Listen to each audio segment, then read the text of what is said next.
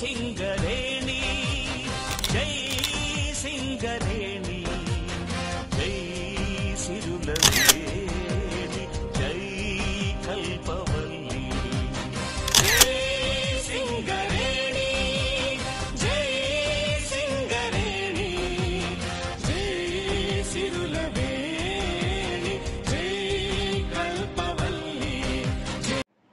రాను రాను పరిస్థితులు కఠినమవుతున్నాయి. మన బొగ్గు అమ్ముడుపోతలేదు.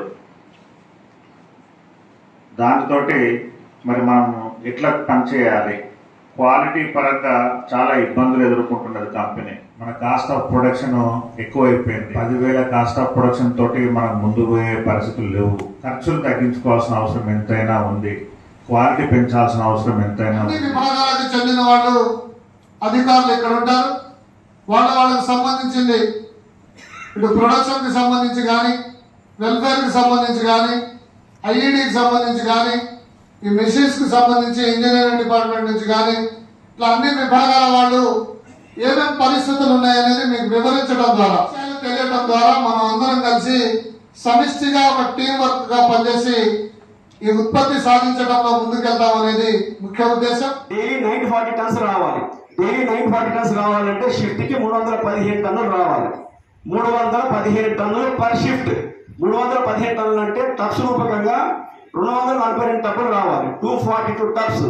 242 టప్స్ అంటే పర్ ఎస్టీఎల్. మనం షిఫ్ట్ కి 11 ఎస్టీఎల్స్ పెడుతున్నాం. ఎందుకంటే ఎస్టీఎల్ కి డైలీ టార్గెట్ కి 22 టప్స్ వస్తే కనుక డైలీ ప్రతి ఎస్టీఎల్ 11 ఎస్టీఎల్స్ కి డెఫినెట్ గా మన టార్గెట్ అచీవ్ అవుతుంది. 10 నిమిషాలు ఓపిక చేసుకుని 10 నిమిషాలు కష్టపడి ఇంకొక 2 అమౌంట్ పెంచినట్లయితే కనుక డెఫినెట్ గా ఇయర్ కూడా మనం 100% వస్తాం. వాళ్ళకున్న జియాలజికల్ కండిషన్స్ వల్ల ఉత్పత్తి వ్యయం తక్కువ ఉండడం వల్ల వాళ్ళు డైరెక్ట్ గా కస్టమర్స్ కు ప్లాంట్ లోకి తీసుకొచ్చి డంప్ చేస్తున్నారు.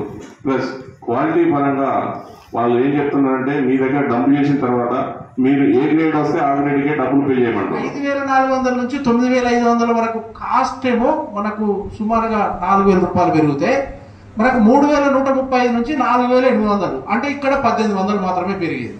అంటే ఖర్చు పెరిగినంత స్థాయి లోపల మనకు బొగ్గు అమ్మక ధర పెరగకపోవడం వల్ల మన ప్రొడక్షన్ లెవెల్స్ పెరిగినప్పటికీ మనం ఈ నష్టాలన్నిటి మూట కట్టుకుంటున్నాం అన్న విషయాన్ని మనం గమనించాలి. నష్టం